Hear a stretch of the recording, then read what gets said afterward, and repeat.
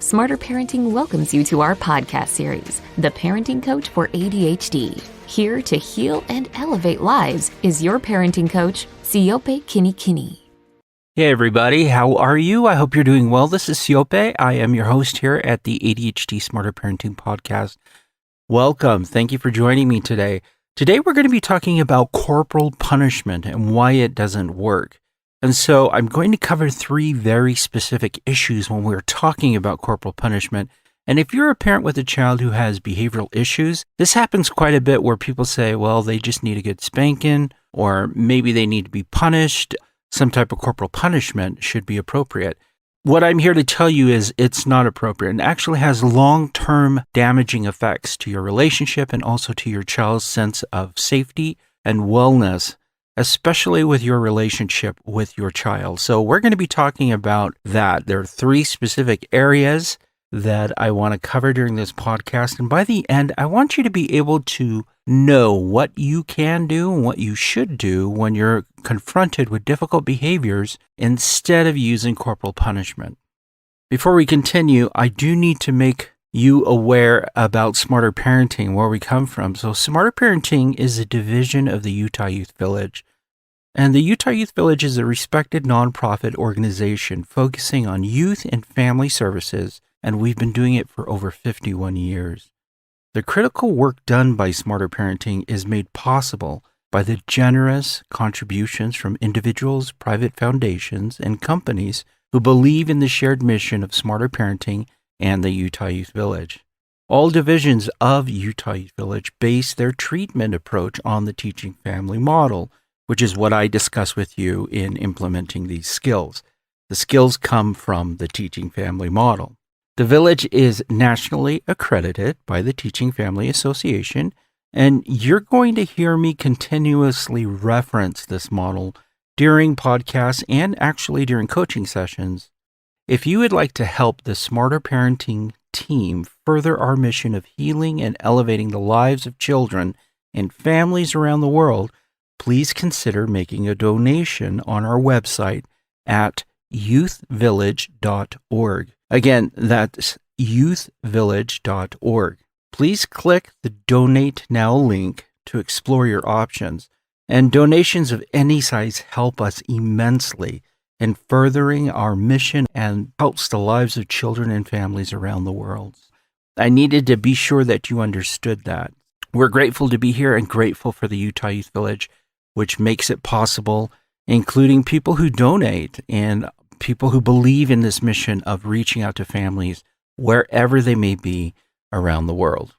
So let's talk about corporal punishment. I want to tell you why this podcast came into existence. There are a couple of factors, and then I want to cover the history of corporal punishment for children in schools, because I think that it is important to understand, once I explain how this podcast came to be, where there seems to be a disconnect in our ability to help children with behavioral issues move forward and be successful, and what is being allowed to happen in schools. I'm going to talk about the cost to children and families that happen when you use corporal punishment, and then why there is a better way. That's what I want to end with, is why there is a better way to do things. Let's talk about how this podcast came to be. First off, I've had a lot of parents who have contacted me through the coaching sessions, and they've communicated to me that they have parents or they have grandparents who have observed some of the negative behaviors from their children and have recommended spanking or hitting of some form in order to get their child to behave or to get them to listen. Now, it's a difficult thing when you're hearing that come from a loved one or a family member, especially because you have emotional ties to these people who are telling you, hey, just spank your child until they obey you. And when you, as a parent, don't want to do that, you don't feel like it's appropriate or it's right, and you want to focus on relationship. I do have to give a shout out to the parents out there that are in this boat, because it is not easy to stand up to that kind of pressure. It's very difficult, especially because you want your child to conform, you want them to be a part of the family, and yet at the same time, you do not want to put them through things that are similar to what you went through as a child. And that takes a lot of guts. That really does take a lot of internal fortitude. So if you're one of the parents that grew up in a home where spanking happened all the time and you now choose to not spank your children, you want to find a different way to do it, my hat's off to you, because that is a lesson in and of itself. You saw what happened to you and you're saying, I'm not going to do that to my child. I'm going to find a different way. I've received a lot of parents who have called in about this issue, about corporal punishment and what to do with parents and grandparents who are making this recommendation. Well, a couple of weeks ago, there was a news story that broke about a principal who used corporal punishment with a student in the school. So the student apparently scratched the side of a computer and it cost around $40. The mother was called into the school and they spanked the child in front of the mother. If you haven't seen the video, it's very disturbing. I don't know if I'd recommend you go look at it, but it does show two school workers with the principal with the paddle spanking the child. The other one is telling the child how to stand. After the first hit, the child recoils in pain and is crying, and the mother pulls out her phone and she's recording, but she's recording secretly. Now, you may wonder why the mother didn't intervene or why she didn't, say something at the time. The mother doesn't speak English very well. There are some other factors that were at play. She was unsure exactly of where her boundaries are. And we as parents are not going to judge that part of it because we have been there. We know when we are stuck in a situation where we don't know what to do, sometimes we're just frozen. We're stuck. We're absolutely stuck. So, and our kids, sometimes when they misbehave, sometimes they don't know how to respond. So, fight, flight, or freeze. Sometimes we freeze. So this news story came out a couple of weeks ago, and I've been following the story, and there are no repercussions for the principal for this type of behavior because the discipline that she implemented with this child is actually acceptable. Okay? That's why I want to talk about the history of corporal punishment and where we are right now and how in the broader sense of society, and this is where maybe your grandparents or your parents are operating from, is this different mindset on disciplining children. They were trying to figure out if it should be banned here in the United States, but it hasn't been banned. So in 1977, the U.S. Supreme Court found that the Eighth Amendment, which prohibits cruel and unusual punishment, did not apply to school students, meaning that teachers could use physical punishment without parental permission. So there is no federal ban on corporal punishment. Though the practice has steadily declined over time, more than 106,000 children were physically punished at U.S. public schools during the 2013-2014 school year. And that's the most recent year for which there's national data. And this is according to the Education Department Office for Civil Rights. Now, critics of corporal punishment are quick to note that such discipline is not evenly distributed. So experts have found that Black students, boys, and disabled students are disproportionately the subjects of sanctioned violence in school or spankings or some type of corporal punishment. Now, the state that I live in Utah. Utah banned corporal punishment in schools in 1992, but it did leave a caveat. And that caveat is that if a parent does give written permission, a teacher can implement corporal punishment. So it's interesting. There is no federal law banning corporal punishment. The states have stepped in and said, yeah, in some states we don't allow it. In some states we do. And here in Utah, where I live, we don't allow it unless there's permission from the parent. The Center for Effective Discipline in Columbus, Ohio lists that in 2008, there were over 223,190 students that were being punished this way through corporal punishment in schools. Now, that seems pretty alarming. I mean, we live in 2020 one right now. And to think that children will go to school and be hit by a teacher or by an administrator for negative behaviors is still legal in some states. It's kind of shocking that other techniques are not being implemented or used. Now, I will say that the education of teachers has improved over time. They have maintained this level of professionalism and working with students. And so teachers are finding alternative ways to deal with negative behaviors. So I'm not saying all teachers do this. I'm not saying all administrators do this. But what I'm saying is the law does not punish teachers for corporal punishment. And in fact, the law doesn't have an opinion either way, whether or not your child gets hit by an adult for negative behaviors in school. Now, since the year 2000, the American Academy of Pediatrics has called for a ban in schools of corporal punishment. And in 2018, the organization warned that parents should also avoid all physical and verbal abuse of children, calling it minimally effective in the short term and not effective in the long term.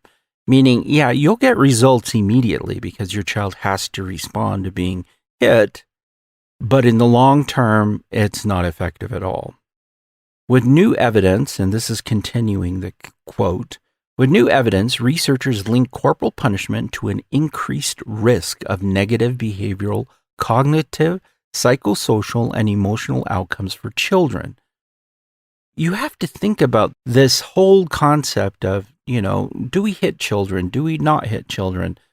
We do not hit children, okay? We teach children. These are opportunities to teach our children how they should behave and what they need to do rather than hitting them and saying, hey, I'm bigger than you, so I make the rules. I'm stronger than you, so I'm in charge, right? We want to teach them, hey, there are consequences to behavior. There are appropriate ways to do things. These are the ways that we can address these negative behaviors. Let's talk about the second point, which is, what is the cost of corporal punishment for children? Disciplining young children is what parents are supposed to do. As many parents know, few disciplinary measures stop a child from misbehaving as quickly as a swift smack or two on the bottom. But in a study published in Pediatrics in 2010, researchers at Tulane University provided the strongest evidence yet that children's short-term response to spanking may make them act out more in the long run. Of the nearly 2,500 youngsters in this study, those who were spanked more frequently at age 3 were much more likely to be aggressive by age 5. The study, led by community health science professors, and particularly Catherine Taylor, that's her name. And don't worry, I'm going to leave all of this in the notes, so you can jump over to the podcast notes and gather this information. But Catherine Taylor was the first to control for a host of issues affecting the mother, such as depression, alcohol, and drug use, spousal abuse, and even whether she considered abortion while pregnant with the child. After controlling for these factors, each of which can contribute to a child's aggression, spanking remained a strong predictor of violent behavior. So despite all these other issues that may be going on, and she did take into account all of the other factors, she found that spanking remained a strong predictor of violent behavior. Quote, the odds of a child being more aggressive at age 5 increased by 50% if he had been spanked more than twice in the month before the study began. Now, the association remained even after her team accounted for varying levels of natural aggression in children, suggesting, she says, that it's not just that children who are now more aggressive are more likely to be spanked. Among mothers surveyed in 20 cities, when their children are both 3 and 5 years old, nearly half, 45.6%, reported not spanking their 3-year-olds in the previous month. 27.9% reported spanking once or twice that month, and 26.5% reported spanking more than twice. As 5-year-olds, the children who had been spanked were more likely than the non-spanked to be defiant, demand immediate satisfaction of their wants and needs, became frustrated easily, have temper tantrums, and lash out physically against other people or animals. The reason for this may be that spanking sets up a loop of bad behavior. Corporal punishment instills fear rather than understanding. Even if children stop tantrums when spanked, that doesn't mean they get why they shouldn't have been acting up in the first place. Spanking sets a bad example. Teaching children that aggression or aggressive behavior is a solution to their parents' problems, teach them that, hey, this is how I'm going to solve my own problem. There's now some nice hard data that can back all of this up. Okay, so it's interesting in the study how they were able to observe this rise in defiant behavior because children were spanked. Now, if you're a parent who spanked your child when they were young, there's still hope, of course, because again, you can begin to teach and you can begin to model appropriate ways to deal with frustration, anger. Children learn by watching. Children learn by doing. Children learn by having the experience, and you can still teach them how to deal with these difficult emotions by the way that you handle these difficult emotions. Okay? So what do they recommend? The American Academy of Pediatrics recommends timeouts and other interventions that teach and don't punish. The goal is to get children to understand not just that they did something wrong, but also what motivated them to do it and how to fix it. Right? So there is a better way to do this. Now, I want to talk about a family that I worked with coaching just for a short time, Christina and her kids. She's a single mother, and Christina, in working through this whole issue, she was married, and her husband at the time used corporal punishment as a way to teach the children. And once he was no longer in the picture, Christina was dealing with a lot of aggressive behaviors from the children. And so we wanted to work through how do we teach her children to deal with difficult emotions, how to work through all of the anger, frustration that they may possibly feel. And with Christina, the whole thing had to come back to the way Christina was going to behave in front of her children when she felt this way. But one of the things that I asked her to do is to give her emotion at the time a title or a label, or to tell her children what she's feeling. So in a way, she could prepare them and let them know, right now I'm feeling frustrated.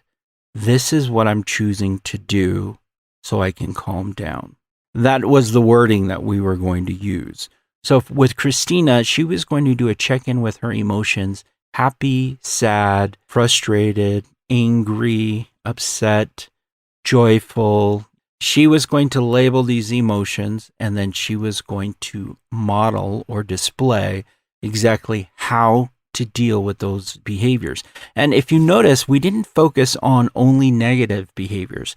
We also focused on positive behaviors.